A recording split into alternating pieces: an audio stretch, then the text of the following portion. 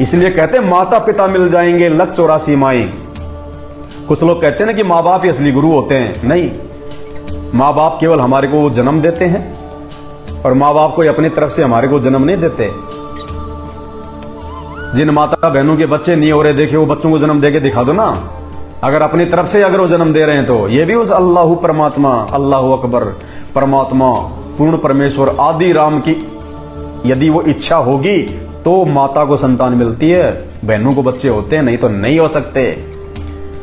और सुन लो एक बात कान खोल के, जिस माता बहन को बच्चे नहीं हो रहे, सारे प्रयास कर लिए, राधे राधे भी जप लिया, हरे रामा हरे कृष्णा जप लिया, कावड़ ले आई, तीर्थ यात्राओं पे जाई, दान धर्म कर लिया, सारे यत्न कर लिए, डॉक्टरों के पास में भरम ली, भटक ली, दुनिया में ऐसी कोई जगह नहीं छोड़ी, कोई देव देवता नहीं छोड़ा, और फिर भी यदि उस माता बहन को यदि पुत्र प्राप्ति नहीं है,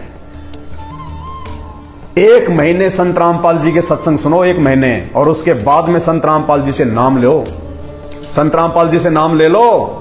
अगर परमात्मा उस माता बहन की अगर उस गोद को अगर वो हरा भरा अगर ना कर दे तो। धरती पे भगवान आया हुआ है जिसने इंसानों को पैदा किया है।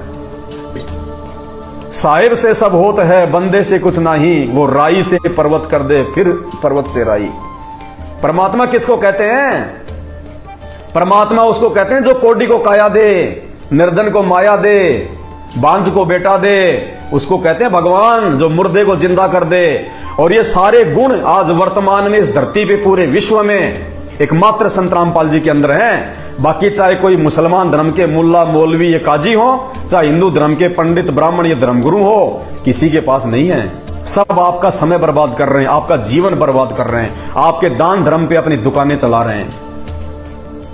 एकमात्र पूरे विश्व में यदि निस्वार्थ भाव से हम आत्माओं के आत्म कल्याण के लिए, परमार्थ के लिए यदि कोई संत है तो केवल संत रामपाल जी हैं।